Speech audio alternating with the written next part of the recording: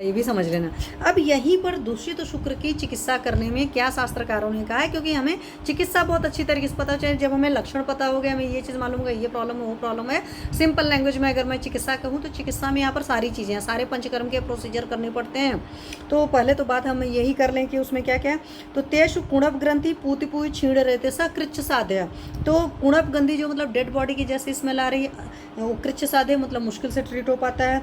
अगर ग्रंथि है तो भी मुश्किल से साध्य होगा।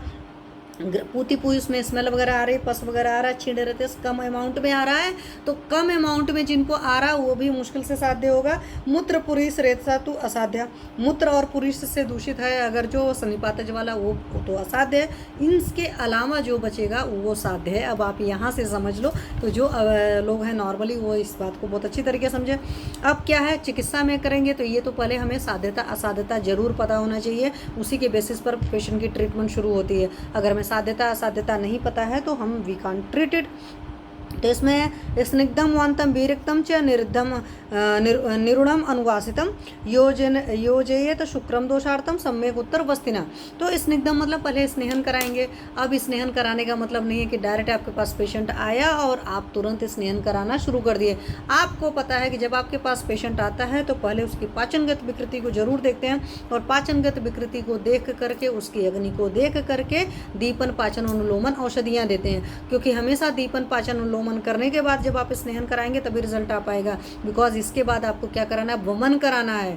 फिर वमन कराने के बाद विरेचन कराना है। तो वमन आज कराया कल विरेचन नहीं होगा।